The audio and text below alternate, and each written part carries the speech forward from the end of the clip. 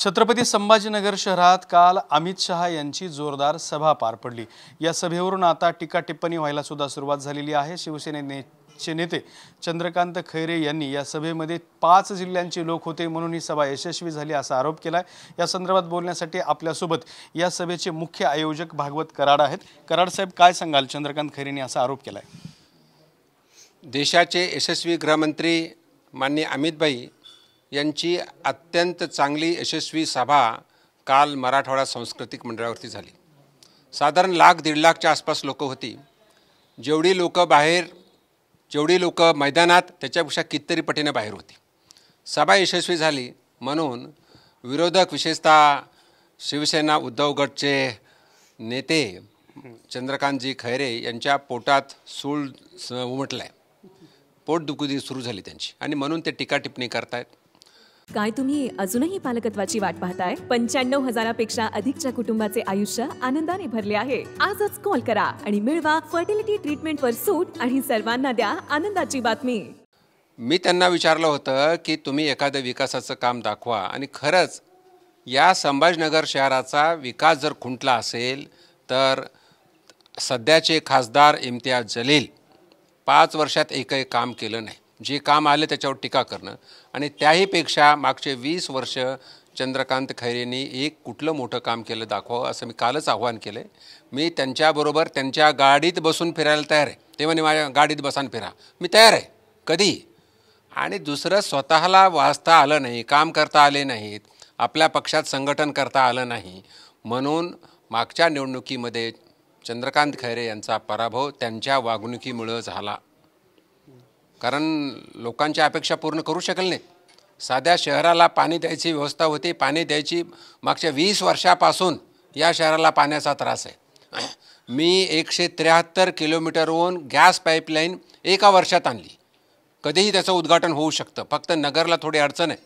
पण 60 किलोमीटरवरून चंद्रकांत खैरे पाणी देऊ शकले नाहीत। आणि आत्ता गोष्टी करतायत की लोकसभेच्या निवडणुकीमध्ये त्यांचा पराभव हा काळ्या दगडावरची पांढरी रेघ आहे।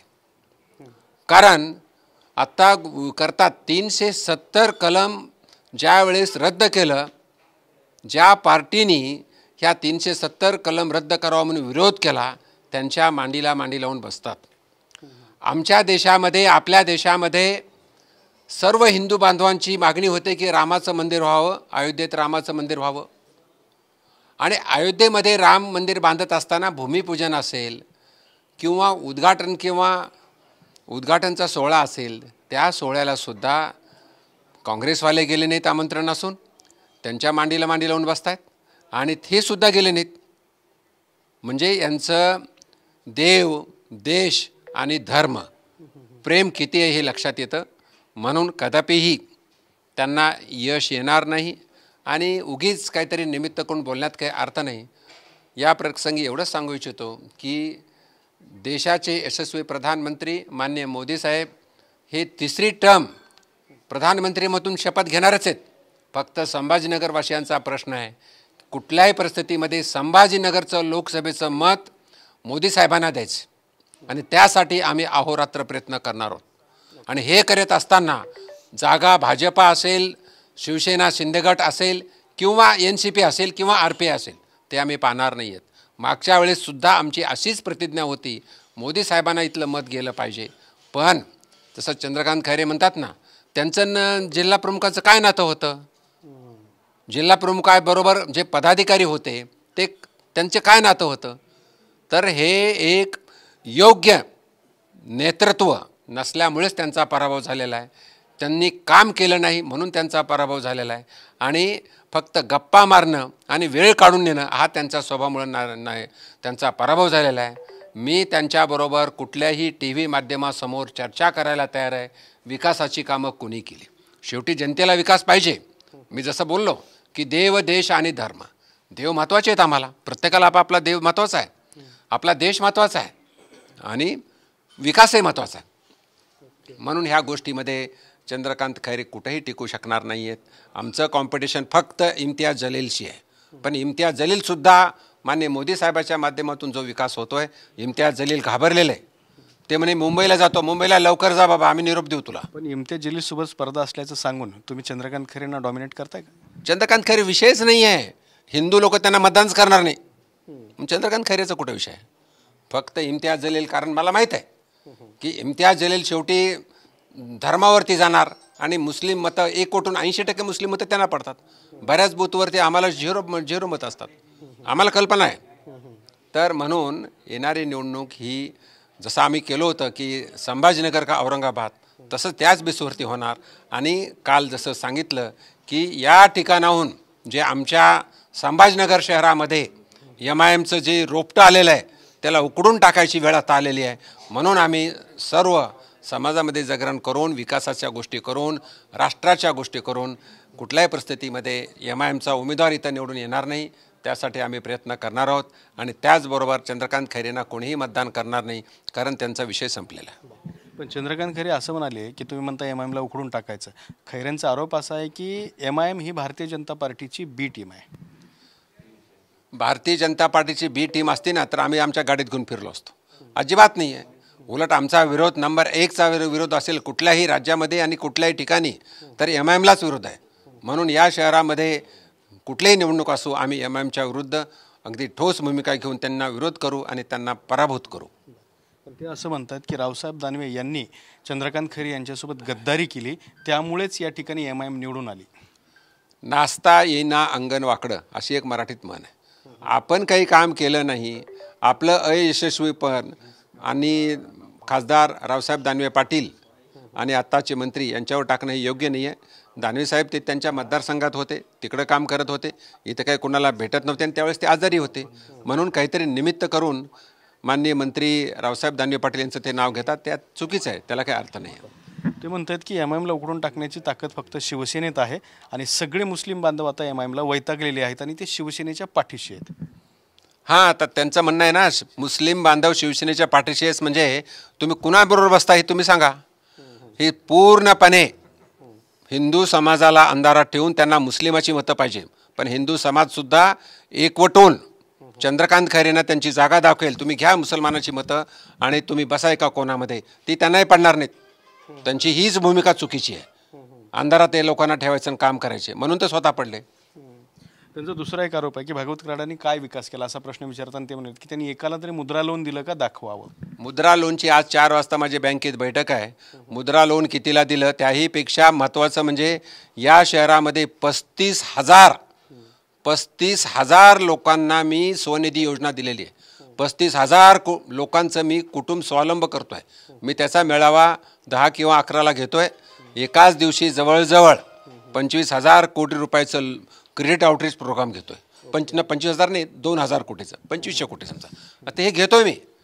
याहीपेक्षा मुद्रा लोन किती दिले, बचत गटाला लोन किती दिले, वेगवेगळ्या PM योजनेतून किती लोन दिले, ह्याचे सगळा हिशेब मी पत्रकार परिषद घेऊन देणार आहे. आणि हे सगळं जनतेच्या हितासाठीच करतो आहे आपण. म्हणजे स्वनिधी योजनासारखी तर गोरगरिबासाठी योजनाच नाही आहे. ती सुद्धा योजना आम्ही या 250 पट टार्गेट आम्ही अचीव केले. 250 पट. आम्हाला टार्गेट फक्त 14,000 होतं. आता मी 35,000पर्यंत गेलो आम्ही. त्याची यादी मी तर आहे माझ्याकडं. त्यांचा पुढचा आरोप असा आहे की कुणाची ईडी वाचवली नाही. ईडी हे खातं तुमच्याकडे आहे, इन्कम टॅक्स खात्याचे पण तुम्ही प्रमुख आहात.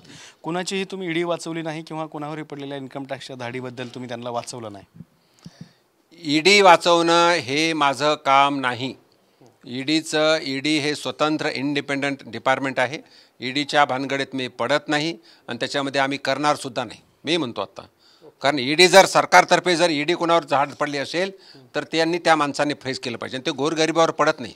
ज्यांच्याकडं ब्लॅक पैसा आहे, ज्यांच्याकडं करप्शन आहे, त्यांच्यावर ईडी पडते. त्यांनी काम केलं पाहिजे. उलट ईडीच्या माध्यमातून हे पैसे जे मिळतात ते सरकारला जमा होतात. ईडी कोणावर पडते? ज्यांच्याकडं अमाप पैसा आहे, काळा पैसा आहे, भ्रष्टाचाराचा पैसा आहे, जो इन्कम टॅक्स भरत नाही, त्यांचाही केलेला आहे. त्यांना मदत आपण कशाला करणार? त्यांना उलट मी करणारच नाही आहे. मी स्पष्ट म्हणतो, मी एकालाही मदत केली नाही.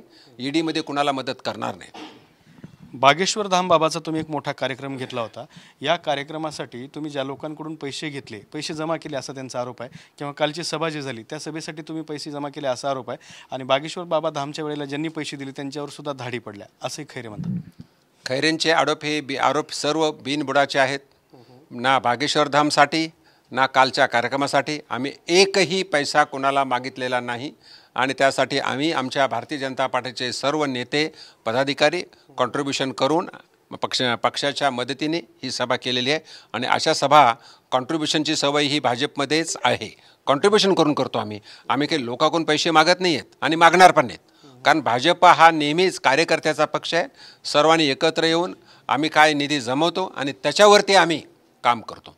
म्हणून कालचा कार्यक्रम असेल, बागेश्वर धाम असेल, कुठंही कुणाकडूनही पैसे चंदा जमा करण्याची शिस्त पद्धत भाजपमध्ये नाही.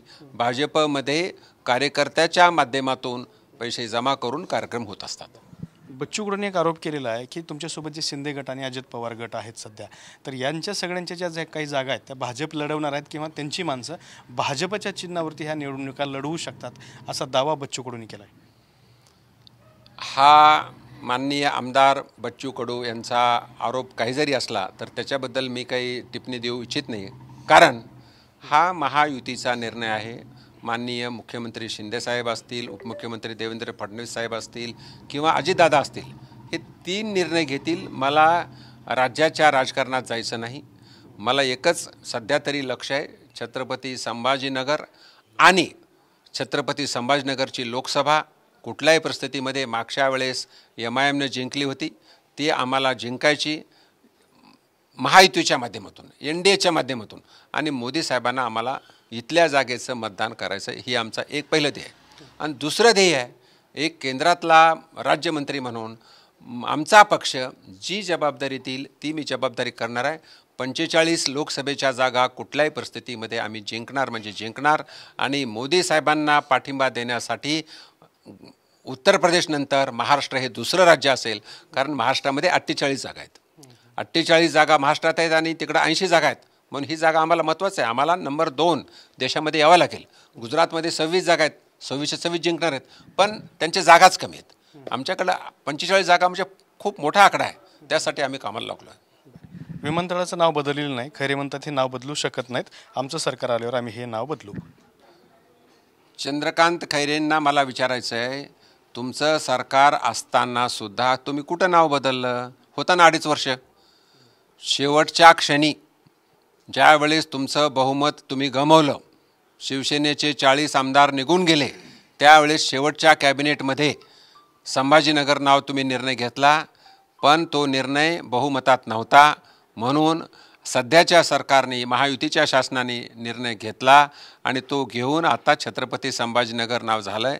आता देशातल्या बऱ्याच विमानतळाचं नाव बदलायचं असल्यामुळे त्याची एक लिस्ट तयार होऊन केंद्रामधून त्याला मंजुरी मिळेल आणि आम्ही ते करणार म्हणजे करणार. जसं शहराचं नाव बदललं तसं विमानतळाचं असेल, रेल्वे स्टेशन असेल, ते नाव बदलून आम्ही छत्रपती संभाजी नगर आणि छत्रपती संभाजीराजे विमानतळ हे करणार. हे हिंदू समाजाचा, हिंदू धर्माचा आहे स्वाभिमान आहे. हिंदुत्वासाठी छत्रपती संभाजीराजे यांचा जीव घेतलेला आहे. म्हणून हे अत्यंत महत्त्वाचं आमच्या प्रतिष्ठेचा, आमच्या अस्मितेचा प्रश्न आहे. ते आम्ही करून दाखवणार. आणि आता काही बिनबुडाचे बिनबुडाचे करून काही अर्थ नाही आहे. चंद्रकांत खैरेंना त्यांची जागा कळलेली आहे. तर हे होते केंद्रीय अर्थ राज्यमंत्री डॉक्टर भागवत कराड यांनी प्रतिक्रिया देताना चंद्रकांत खैरेंना त्यांची जागा कळलेली आहे असं स्पष्ट केलंय. कॅमेरामन अमित आडेसोबत दत्ता कानवटे, TV9 मराठी, छत्रपती संभाजीनगर.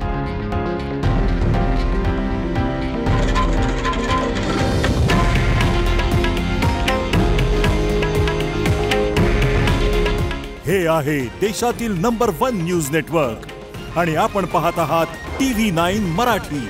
काळजी तुमची, हित महाराष्ट्राचं.